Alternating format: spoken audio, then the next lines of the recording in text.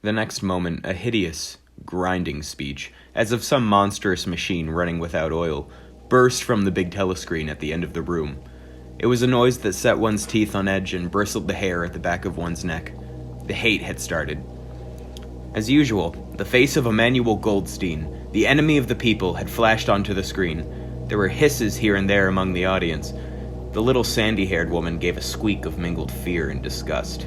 Goldstein was the renegade and backslider who once, long ago, how long ago nobody quite remembered, had been one of the leading figures of the party, almost on a level with Big Brother himself, and then had engaged in counter-revolutionary activities, had been condemned to death, and had mysteriously escaped and disappeared.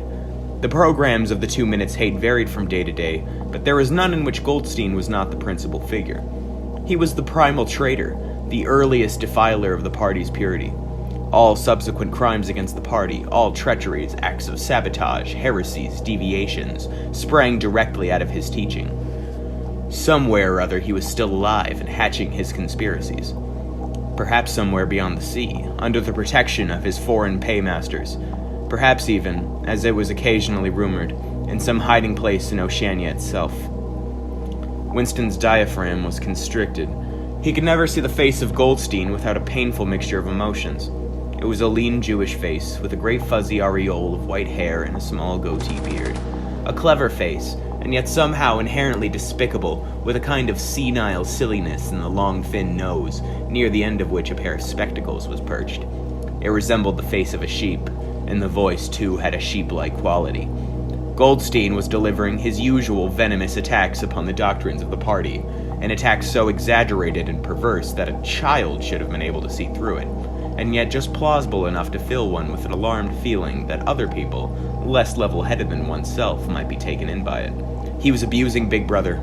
He was denouncing the dictatorship of the party. He was demanding the immediate conclusion of peace with Eurasia. He was advocating freedom of speech, freedom of the press, freedom of assembly, freedom of thought.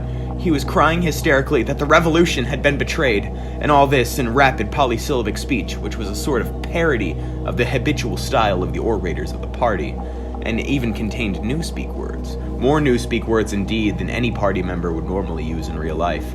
And all the while, lest one should be in any doubt as to the reality which Goldstein's specious claptrap covered, behind his head on the telescreen there marched the endless columns of the Eurasian army, row after row of solid-looking men with expressionless Asiatic faces, who swam up to the surface of the screen and vanished, to be replaced by others exactly similar. The dull, rhythmic tramp of the soldiers' boots formed the background to Goldstein's bleating voice. Before the hate had proceeded for 30 seconds, uncontrollable exclamations of rage were breaking out from half the people in the room. The self-satisfied, sheep-like face on the screen and the terrifying power of the Eurasian army behind it were too much to be borne. Besides, the sight or even the thought of Goldstein produced fear or anger automatically. He was an object of hatred, more constant than either Eurasia or Eastasia, since when Oceania was at war with one of these powers, it was generally at peace with the other. But what was strange was that although Goldstein was hated and despised by everybody, although every day and 1,000 times on platforms, on the telescreen, in newspapers, and books, his theories were refuted, smashed, ridiculed, held up to the general gaze for the pitiful rubbish that they were, in spite of all this, his influence never seemed to grow less. Always there were fresh dupes waiting to be seduced by him. A day never passed when spies and saboteurs acting under his directions were not unmasked by the thought police. He was the commander of a vast, shadowy army, an underground network of conspirators dedicated to the overthrow of the state. The Brotherhood, its name was supposed to be. There were also whispered stories of a terrible book, a compendium of all the heresies, in which Goldstein was the author and which circulated clandestinely here and there. It was a book without a title. People referred to it, if at all, simply as the book, but one knew of such things only through vague rumors. Neither the Brotherhood nor the book was a subject that any ordinary party member would mention if there was a way of avoiding it. In its second minute, the hate rose to a frenzy. People were leaping up and down in their places and shouting at the tops of their voices in an effort to drown the maddening bleat that came from the screen. The little sandy-haired woman had turned bright pink, and her mouth was opening and shutting like that of a landed fish. Even O'Brien's heavy face was flushed. He was sitting very straight in his chair, his powerful chest swelling and quivering as though he were standing up to the assault of a wave. The dark-haired girl behind Winston had begun crying out, "Swine! Swine! Swine! And suddenly she picked up a heavy Newspeak dictionary and flung it at the screen. It struck Goldstein's nose and bounced off. The voice continued inexorably. In a lucid moment, Winston found that he was shouting with the others and kicking his heel violently against the rung of his chair. The horrible thing about the 2 minutes hate was not that one was obliged to act a part, but, on the contrary, it was impossible to avoid joining in. A hideous ecstasy of fear and vindictiveness. A desire to kill, to torture, to smash faces in with a sledgehammer seemed to flow through the whole group of people like an electric current, turning one even against one's will into a grimacing, screaming lunatic.